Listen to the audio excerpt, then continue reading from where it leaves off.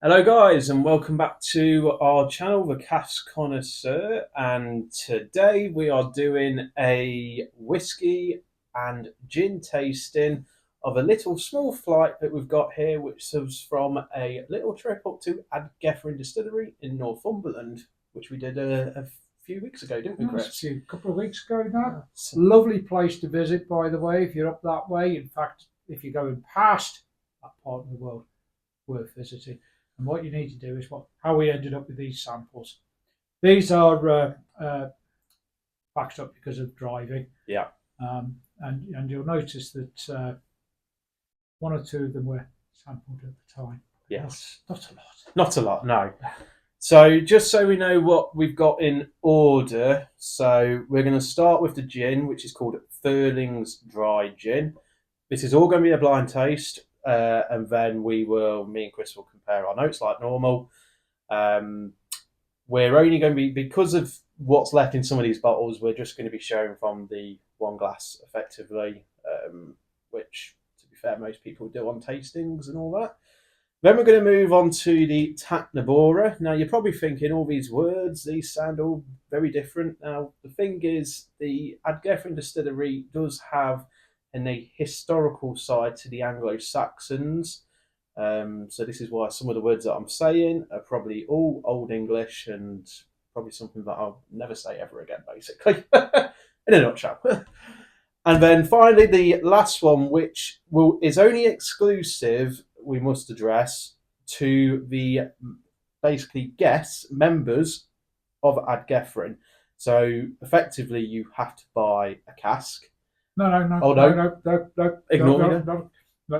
That is available for annual membership to people who subscribe to the annual membership. Yeah. But if you go to the distillery, I'm not sure, but you might be able to, twist somebody's arm and get a little sample. And by that way, this one is called Corengyst. Hopefully, I've said that right. Corengyst. Who knows? Yeah, we're not Anglo-Saxon. No, we're not experts. No. But one thing, when you go to Ad Gefrin, they have a museum there of some Anglo-Saxon artifacts, and they've got a lovely. I don't know whether to say imitation. What's the right word? Construction of a what would have been an Anglo-Saxon great hall, and to be honest, well worth the visit. Yes. And if you want to do the museum and the tasting, it's all in the one price. Yeah. But you need to probably allow, quite honestly, just doing the tasting in the museum, you're definitely talking 2 hours. Yes. And probably closer to 3 hours. Now, for those who don't like history or don't like whiskey, there can't be anybody out there who doesn't like whiskey. They have a cracking bistro, really nice. We had a lovely lunch there. Yes, we did. It was beautiful. Had a lovely lunch, good coffee. So they can enjoy that if they don't like history or whiskey, or even the shop. I mean, the shop was quite fun. Yeah, the shop was as well. Yeah, it was Christmas themed. Christmas theme. That's it. Yeah, now, I'm not going to give anything away here, but when you do walk through the doors to Ad Gefrin Distillery, you will be amazed. I'm not going to give anything else away. All I'm going to say is, look up and around. It's a piece of peaceful shock and awe. Yes. Have a look around. Yes, definitely. And stand on the central plaque. Yes. That is awesome. Absolutely. Stand on the central plaque. Look up and say anything you want. Say anything that comes into your mind. Yes. You'll enjoy. On that note, we're going to start the blind tasting. So here we go. Thirlings Dry Gin. Well, I don't think we need to comment about the colour. No, it's white. It's white. It's a white spirit, so it's clear. Now, you'll notice we're putting this into a whiskey glass. Oh, by the way, please do not drink white spirit. Actually. And this is a nice enough gin, quite honestly. It goes well with tonic, but it is nice enough to drink neat. Yes. Now,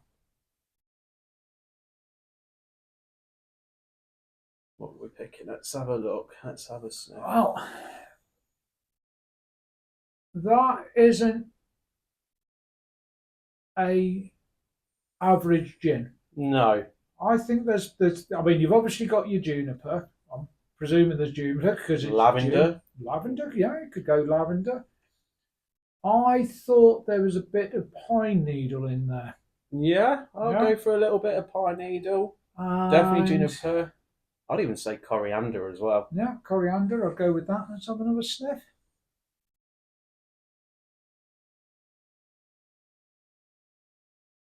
I'm getting a hint of seaside.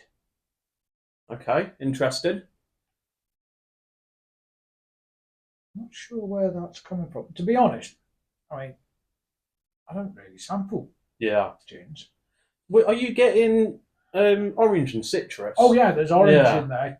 Definitely orange. Definitely citrusy. I mean, it's nice. It's quite a, I'd say probably like a summer gin then, probably too. Yeah, it's probably more based for summer. I should think neat. It'll be quite warm in the winter. You know what? I know we're up in Northumberland here. I'm getting vibes of Cornish seaside. Yeah. Sorry if I've insulted you, anybody, whichever end of the country you happen to live at. But I honestly, I mean, that is lovely. You want another? I'm gonna have another sniff. Yeah. See what we think. I do like it. Can't wait to taste it. See, that's interesting. I'm thinking more North Wales. That's interesting. Yeah, I'm thinking. But we're still getting that. Now we started talking seaside. We are talking seaside. It is actually reminding me of actually just walking across the beach right now, and I've got Eddie, with me, and that seaside scent that you get. Okay. When we had the two dogs at Lower Newton running along the beach. Yes. Yeah, no. Now Lower Newton's in Northumberland, so we've got back to Northumberland. Yes. So shall we just say seaside? Seaside. I think definitely seaside is on the cards there. Yeah. But that is beautiful. That is. There's a greater depth to it than your big producers of gin. We won't say names and that, but the big producers of gin. That has so much more depth and aromas, and it really is. It's better than Gordon's gin, let's just say that. You're not supposed to say things like that. But yes. Right. I mean, definitely. Let's try it. Let's try it.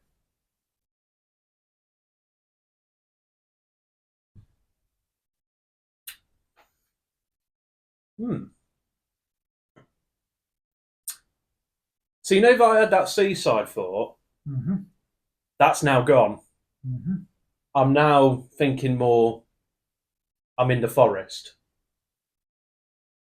You know what? I'm strolling through a patch of forest. Probably pine forest, maybe mixed forest, pine and oak. Brambles. Yes, brambles. It's interesting how the characteristic on the aroma has, changed effectively. We've gone from having that beautiful seaside breeze, and now it's more I'm trundling along in the forest. Yeah, I'd go definitely. That's in a forest. But it isn't those musty, damp forest smells that you're getting. It's like, let's call it sunshine, open glade forest. Not like like a horror or type of forest, or anything like that. It's a pleasant forest. Oh, well, that's quite good. Yeah.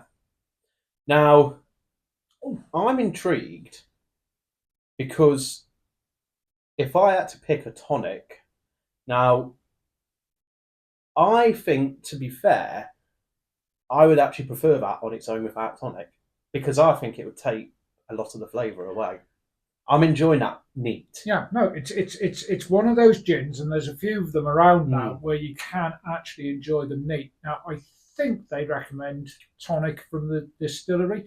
The other thing which I think could go well with that, and if we had them, would be a bit of lime. I don't know whether lime would work better than lemon. But Okay, shall we see what we're supposed to have tasted, not what we actually think we tasted? Oh, it's interesting, isn't it? So it's a 43.6% ABV gin. You wouldn't believe that from the taste. No, it's a lot smoother than the ABV suggests. So, okay, so Chris certainly definitely picked up juniper and pine, certainly indeed. I picked up citrus, heather floral, again, fruity. Cinnamon spice, I weren't really picking up cinnamon because I was thinking seaside. Yeah, I suppose the seaside could have been a bit of cinnamon coming from, because cinnamon to my mind can be a bit kind of, I don't know, flinty. Flinty is warm, sunny sand. So yeah, maybe cinnamon, maybe. But we're stretching it. Yeah. I couldn't pick up cinnamon. No. This is interesting. Palate. Now, the first thing it says is green freshness. Now, what did me and Chris both think? Forest. Yeah. You know, so we've got dill going on, but more juniper, bright citrus. Again, I'll pick up lemon drops, a slight sweetness up front, and it's smooth. That is smooth. That's is smooth. That's what I mentioned. I could happily drink it neat. Yeah, definitely. The finish, again, you've more juniper, sweet orange, citrus, spice, full-bodied, bitter. No, I wouldn't say no. I disagree. I tell you what came through for me most on the finish was orange.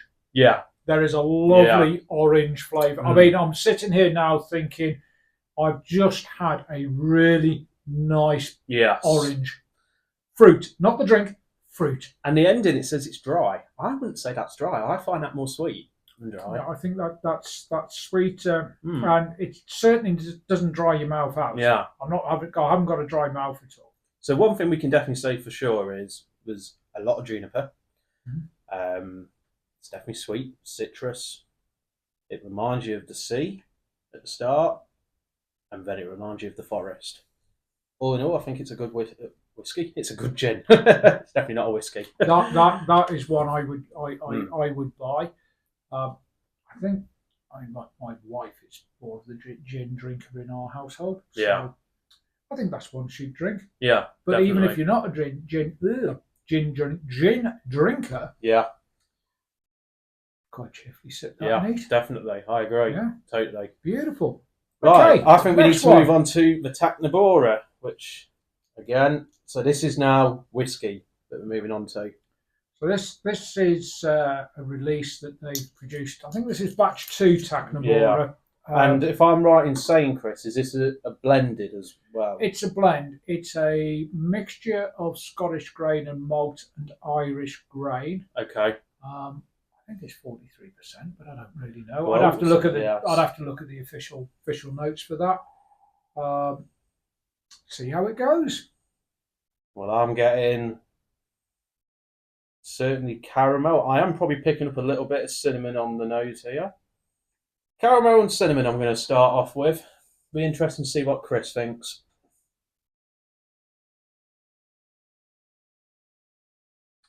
Okay. That is a chocolate caramel sundae. Okay, interesting. That's where I'm going. Yeah. So, vanilla ice cream. Ooh. This is making me hungry. I don't know. What are they called? Brownies. Chocolate brownies. Yeah.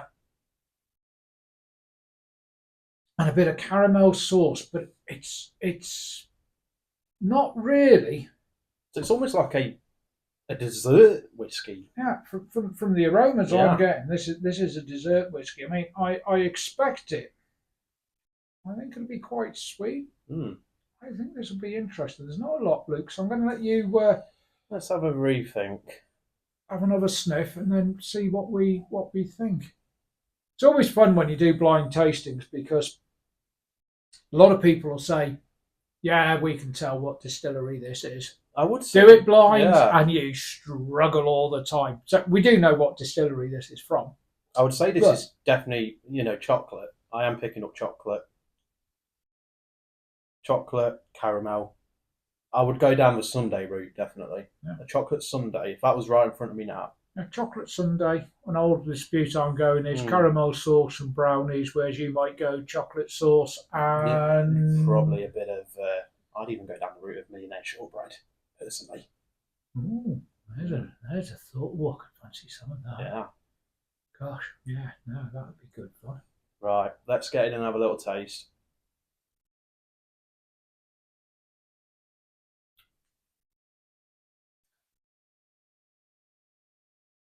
That chocolate becomes more intense.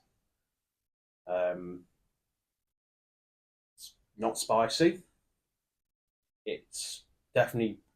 I'm still sticking with chocolate. A bit more toffee.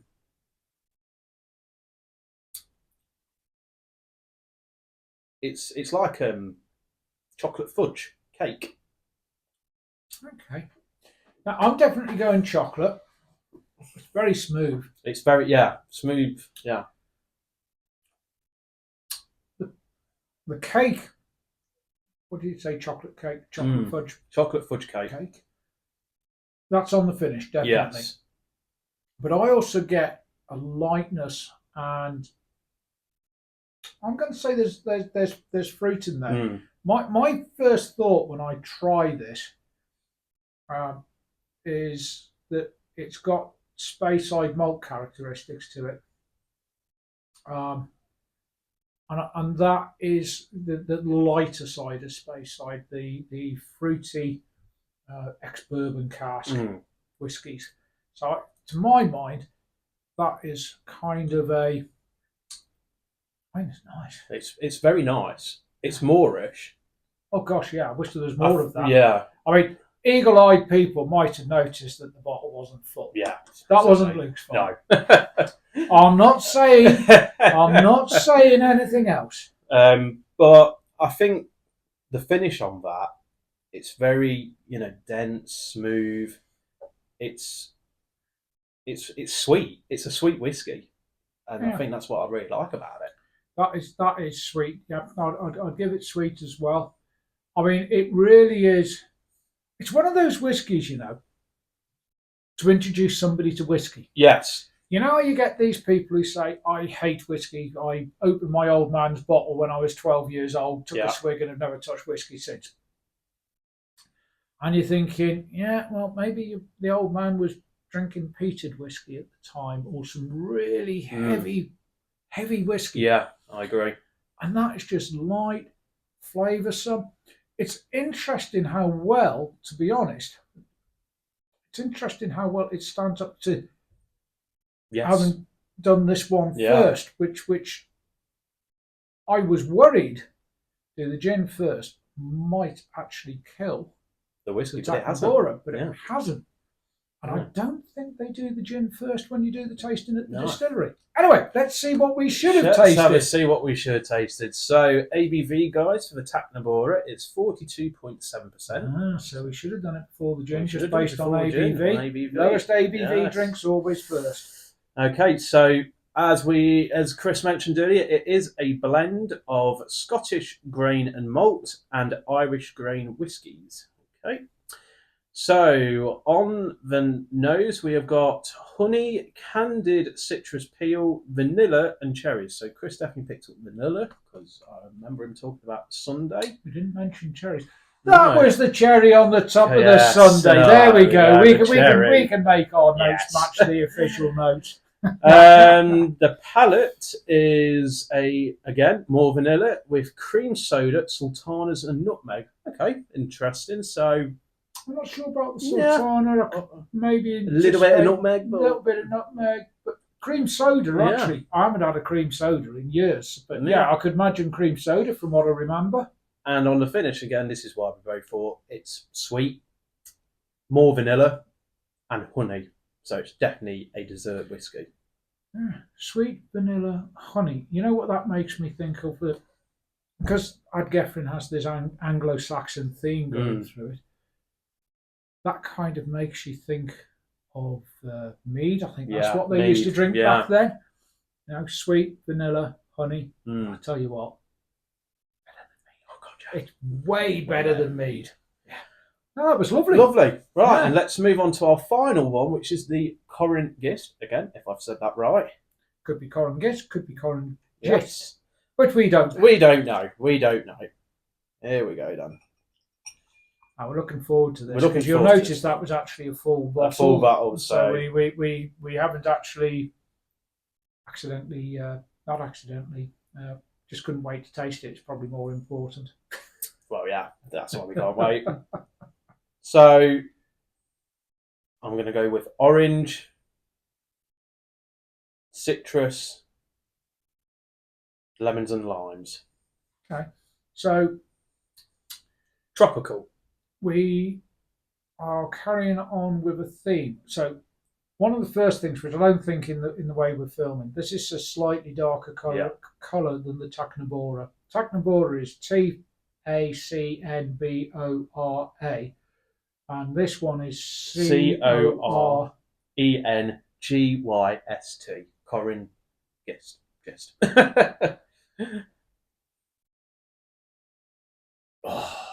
Now that has this is whiskey we're going to enjoy.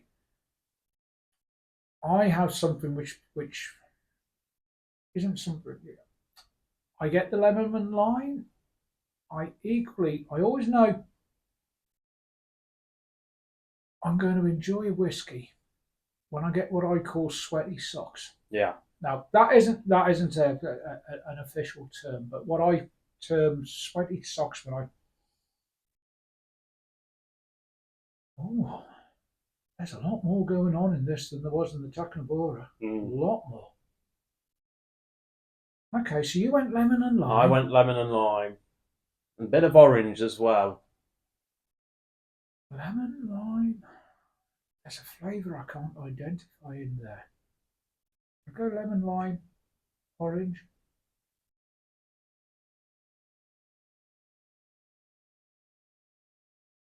My nose is failing me. Yeah. There's something extra in there which I just don't get. I mean, this comes back to that sweaty sock, sweaty feet kind of thing.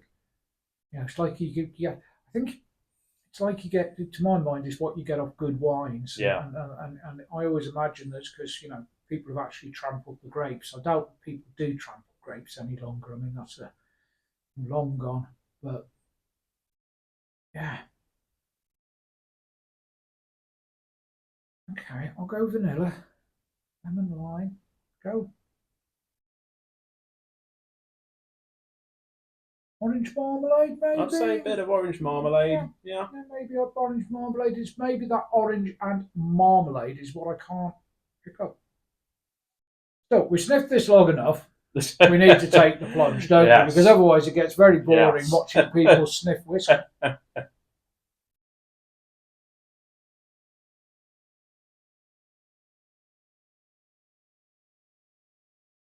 A big silence.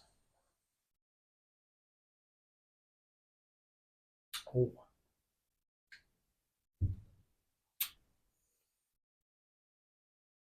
That is very juicy. Juicy, but I also think a little bit of chili going on there.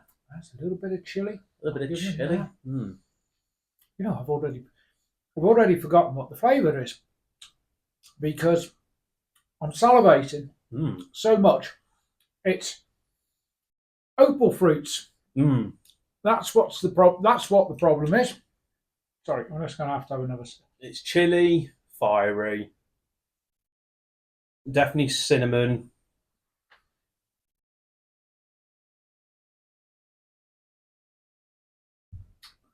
You know how opal fruits? Is it the lime one? Yeah. Lime ones often taste like chocolate to me.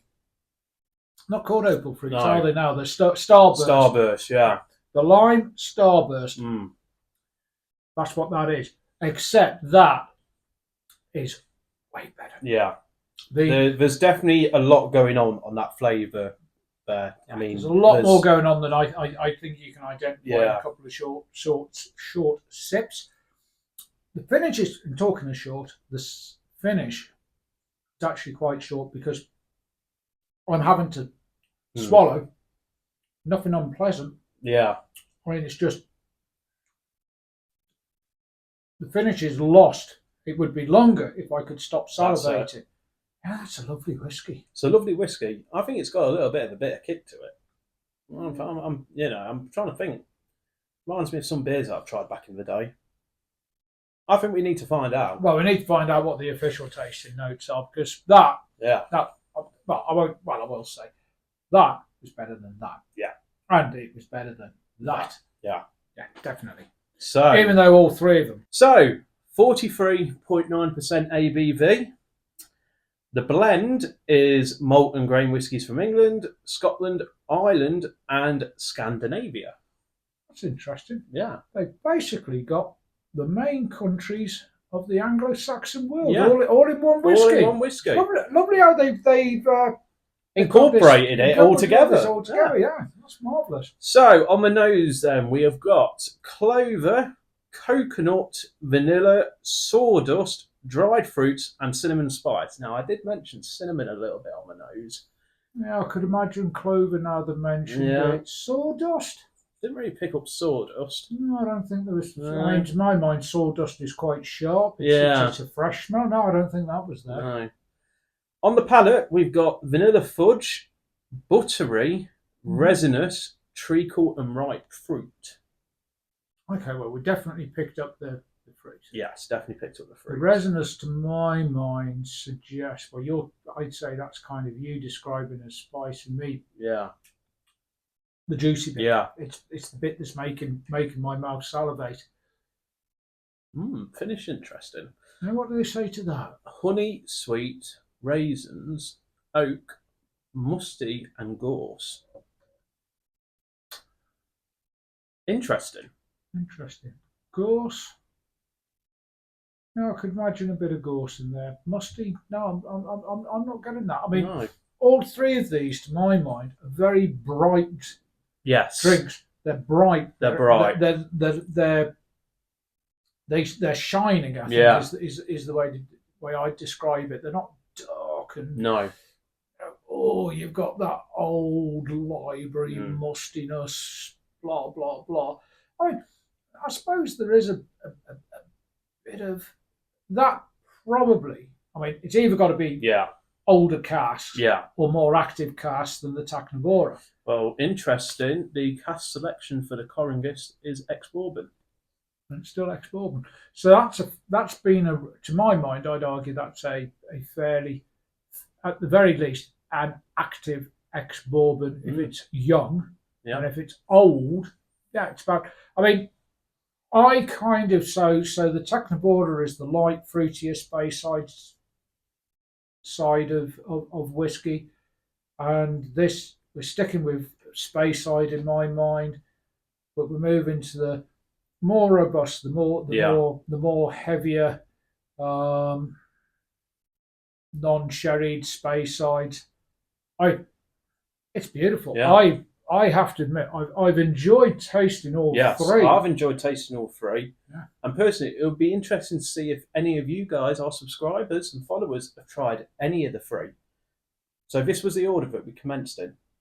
We've got the Thirlings Dry Gin, the Tácnbora, and the Corengyst. My personal favourite has to be the Corengyst. I think it's just... There's so much going on there. It's hard to tell you what everything is, but I think it's a perfect. I mean, all three of them are good, but the one that stands out for me as the winner is this one. Well, I'd buy all three.